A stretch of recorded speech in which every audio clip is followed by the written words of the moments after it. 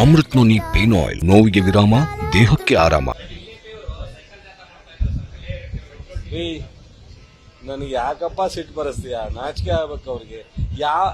ಬೆಲೆ ಏರಿಕೆ ಬಗ್ಗೆ ಮಾತನಾಡೋಂತ ನೈತಿಕ ಹಕ್ಕು ಅವ್ರಿಗೆ ಯಾರಿಗೂ ಇಲ್ಲ. ಕೇಂದ್ರ ಸರ್ಕಾರದಲ್ಲಿ 70,000 ರೂಪಾಯಿಂದ 70 ರೂಪಾಯಿಂದ 100 ರೂಪಾಯಿವರೆಗೂ ಬೆಲೆ ಏರಿಕೆ ಮಾಡಿದಾಗ ವಾಯ್ಸೇ ಇಲ್ಲ. ಮತ್ತು ಗ್ಯಾಸು 300, 400ರಿಂದ 1,200ವರೆಗೂ ಹೋದಾಗ ಮಾತಿಲ್ಲ. ಹೀಗೆ ಯಾವ ಆಧಾರದ ಮೇಲೆ? ಮತ್ತು ನಾವು ಅಕ್ಕಪಕ್ಕದ ರಾಜ್ಯ ಬಿಜೆಪಿ ಆಡಳಿತ ಮಾಡ್ತಾ ಇರ್ತಕ್ಕಂಥ ರಾಜ್ಯ ಕಂಪೇರ್ ಮಾಡಿ ನಾವೆಲ್ಲ ಕೊಟ್ಟಿದೀವಲ್ಲ. ಸೊ ಆಮೇಲೆ ಪ್ರತಿ ಫ್ರೀಕ್ವೆಂಟ್ ಆಗಿ ಮಾಡಬೇಕಾಗುತ್ತೆ. ನಾರ್ಮಲ್ ಆಗಿ ಮಾಡಿದಾಗ ತಪ್ಪು. ಅದಕ್ಕೂ ಒಂದು ಲಿಮಿಟೇಷನ್ ಇದೆ. ನಾವು ಒಂದು ವಿತಿನ್ ದಿ ಲಿಮಿಟ್ ಒಳಗಡೆ ಸರ್ಕಾರ ಮಾಡಬೇಕಾದಾಗ, ಅಭಿವೃದ್ಧಿ ಆಗಬೇಕು ಅಂದಾಗ, ಸಾರ್ವಜನಿಕರಿಗೆ ಯೋಜನೆಗಳು ಕೊಡಬೇಕಂದಾಗ ಟ್ಯಾಕ್ಸಸ್ ಇಲ್ದಲೆ ಅಥವಾ ಇದಿಲ್ದಲೆ ಯಾರು ಸರ್ಕಾರ ನಡೆಸಕ್ಕಾಗಲ್ಲ. ಕೇಂದ್ರ ಸರ್ಕಾರ ರಾಜ್ಯ ಸರ್ಕಾರ ಅಲ್ಲಿ. ಆದ್ರೆ ಅವರು ಇತಿಮಿತಿ ಇಲ್ದಲೆ ಹೋಗಿದ್ದಾರೆ ಎಂದು ನಾವು ಟೀಕೆ ಮಾಡಿದ್ದು ಅಷ್ಟೇ. ಸೊ ನಾವೇನು ಮಾಡೋದೇ ಇಲ್ಲ ಅಂತಲ್ಲ.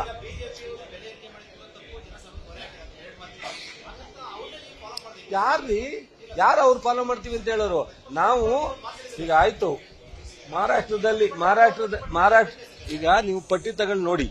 ನಾವು ಬೇರೆ ರಾಜ್ಯದಲ್ಲಿ ಏನಿದೆ ಆ ರೇಟ್ ಹಾಕಿದೀವ. ನಾವು ಮಾಡೋದಾಗಿದ್ರೆ ಅಬ್ನಾರ್ಮಲ್ ಆಗಿ ಹಾಕ್ಬೋದಾಯ್ತು. ಅದೆಲ್ಲೋ ಯಾವ್ದೋ ರಾಜ್ಯದಲ್ಲಿ 10 ರೂಪಾಯಿ ಡಿಫರೆನ್ಸ್ ಇದೆ. ನಾವು 3 ರೂಪಾಯಿ ಮಾತ್ರ ಹಾಕಿದೀವಿ. ನಾವು ಹಾಕ್ತಾ ಇರೋದು ಒಂದು ಲಿಮಿಟ್ ಒಳಗಡೆ ಹಾಕ್ತಿವಿ, ಜಾಸ್ತಿ ಮಾಡ್ಲಿಕ್ಕೆ ಹೋಗಲ್ಲ. ಸೊ ನಿರಂತರವಾಗಿ ಟ್ಯಾಕ್ಸು ಪ್ರತಿ ವರ್ಷ ಇರ್ಬೋದು, 3 ವರ್ಷಕ್ಕೊಂದ್ಸಲ ಇರ್ಬೋದು, ಹಾಕುವಂಥದ್ದು ಸರ್ಕಾರಕ್ಕೆ ಅನಿವಾರ್ಯ ಇರುತ್ತೆ. ಬಟ್ ಆದ್ರೆ ಅದಕ್ಕೆ ಒಂದು ಜನಕ್ಕೆ ಹೊರೆ ಆಗದಂಗೆ ಮಾಡುವಂತ ಕೆಲಸನ ಈ ಕಾಂಗ್ರೆಸ್ ಸರ್ಕಾರ. ಎಲ್ಲ ಇಡೀ ರಾಷ್ಟ್ರವನ್ನ ನಾವು ಗಮನದಲ್ಲಿಟ್ಕೊಂಡು ನಾವು ಬಹಳ ವರ್ಷದ ನಂತರ ಒಂದಷ್ಟು ಸೆಷನ್ ಹಾಕ್ಬೇಕಾಗಿದೆ, ಮಾಡಿದೀವಿ. ಮತ್ತು ಈಗ ಅದ್ರ ಜೊತೆಗೆ ಬೆಂಗಳೂರು ಅಭಿವೃದ್ಧಿ ಕೊಡ್ತೀನಿ ಅಂತ ಅದು ಕೊಟ್ಟವ್ರೇನ್ರಿ? ಅದ್ರ ವಿರುದ್ಧ ಹೋರಾಟ ಮಾಡಕ್ ಹೇಳ್ರಿ. ನಾವು ಹೋರಾಟ ಮಾಡಿದ್ವಲ್ಲ, ಅಲ್ಲಿ ಹೋಗಿದ್ವಲ್ಲ, ಡೆಲ್ಲಿನಲ್ಲೇ ಹೋಗಿ ಕೂತ್ಕೊಂಡು ಹೋರಾಟ ಮಾಡಿದ್ವಲ್ಲ. ಇವ್ರಿಗೂ ಕರ್ನಾಟಕದ ಬಗ್ಗೆ ಇದಿಲ್ಲ, ಅವ್ರಿಗೆ ಕಮಿಟ್ಮೆಂಟ್ ಇಲ್ವಾ? ಇವರು ಕೇಳ್ಬೇಕಲ್ಲ. ಈಗ ಸಂಸದರಾಗಿ ಆಯ್ಕೆ ಆಗೋರಲ್ಲ 17 ಜನ ಹೋಗಿ ಕೂತ್ಕೊಂಡು ಪ್ರತಿಭಟನೆ ಮಾಡ್ಲಿ. ಬೆಂಗಳೂರು ಅಭಿವೃದ್ಧಿ ಕೊಡ್ತೀನಿ ಅಂದ್ರು, 15ನೇ ಹಣಕಾಸಿನ ತಾರತಮ್ಯ 5,000 ಕೋಟಿ ಕೊಡ್ತೀನಿ ಅಂತ ಎಲ್ಲಿ ಕೊಟ್ರು? ಇದನ್ನ ಬರಗಾಲ ಕೊಟ್ರ? ಸುಪ್ರೀಂ ಕೋರ್ಟ್ ಡೈರೆಕ್ಷನ್ ಮೇಲೆ ದುಡ್ಡು ಕೊಟ್ಟರು. ಮೀಟಿಂಗ್ ಆಗಿಲ್ಲ, ಅಮಿತ್ ಶಾ ಅಧ್ಯಕ್ಷತೆಯಲ್ಲಿ ಮೀಟಿಂಗ್ ಆಗಿಲ್ವಲ್ಲ. ನೀವು ಕರ್ನಾಟಕದ ಸ್ನೇಹಿತರುಗಳು, ಕರ್ನಾಟಕದ ಪರವಾಗಿ ದಯಮಾಡಿ ಮಾಡಿ. ನಿಮ್ಮ ಮಾಲೀಕರು ಎಲ್ಲ ಈ ರಾಷ್ಟ್ರದಲ್ಲಿ ಎಲ್ಲಾರ ಇರ್ಲಿ, ದಯಮಾಡಿ ನಿಮ್ಮನ್ನೆಲ್ಲ ಸ್ನೇಹಿತರನ್ನ ನಮ್ಮಂಗೆ ನಿಮ್ಮನ್ನು ಎಕ್ಸ್ಪೆಕ್ಟ್ ಮಾಡ್ತಾರೆ, ಜನರ ಪರ ಇರ್ಲಿ ಅಂತ. 3 ರೂಪಾಯಿ ಡೀಸೆಲ್ಗೆ, ಪೆಟ್ರೋಲ್ಗೆ ಜಾಸ್ತಿ ಆದದ್ದು ಪ್ರತಿ ವರ್ಷ ಎಲ್ಲದ್ರ ಮೇಲೂ 10ರಿಂದ 15% ನಾವು ಒಂದು ಕಾಂಟ್ರಾಕ್ಟ್, ಒಂದು ರಸ್ತೆ ಮಾಡ್ಬೇಕಾದ್ರೂ ಜಾಸ್ತಿ ಆಗಿದೆ, ಒಂದು ಸಬ್ಸಿಡಿ ಕೊಡಬೇಕಾದ್ರೂ ಜಾಸ್ತಿ ಆಗಿದೆ. ಸೊ ಅದರಿಂದ ಅವಾಗ ಟ್ಯಾಕ್ಸ್ ಅನ್ನ ಜಾಸ್ತಿ ಮಾಡೋದು ಸರ್ಕಾರ ಮಾಡೋದು ಅನಿವಾರ್ಯ. ಆದ್ರೆ ಅಬ್ನಾರ್ಮಲ್ ಆಗಿ ಜನರಿಗೆ ಹೊರೆ ಕೊಡಬಾರ್ದು, ಆ ನಿಟ್ಟಿನಲ್ಲಿ ಮಾಡಿದ್ವಿ.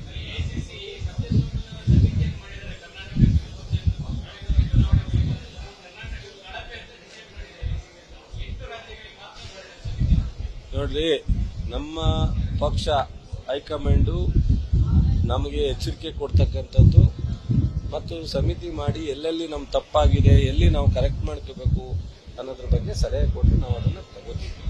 ಬಟ್ ಆದ್ರೆ ಕರ್ನಾಟಕದ ಕಳೆದ ಬಾರಿ ಒಂದಿತ್ತು, 2000 ಸಿದ್ದರಾಮಯ್ಯನವರು ಮುಖ್ಯಮಂತ್ರಿ ಆದಾಗಲೂ ನಾವು 9 ಸೀಟ್ ಗೆದ್ದಿದ್ವಿ.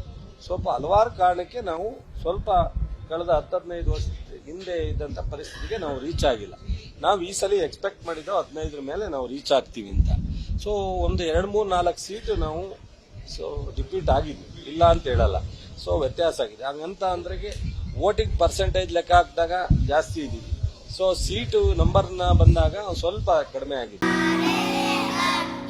ನಾವು ಸಲಹಿದ ಕೈಗಳು ನಮ್ಮ ನೋವಿಗೆ ಸ್ಪಂದಿಸಿದಾಗ ಆಗುವ ಸಂತೋಷ. ಅಮೃತ್ ನೋನಿ ಪೇನ್ ಆಯಿಲ್, ನೋವಿಗೆ ವಿರಾಮ, ದೇಹಕ್ಕೆ ಆರಾಮ.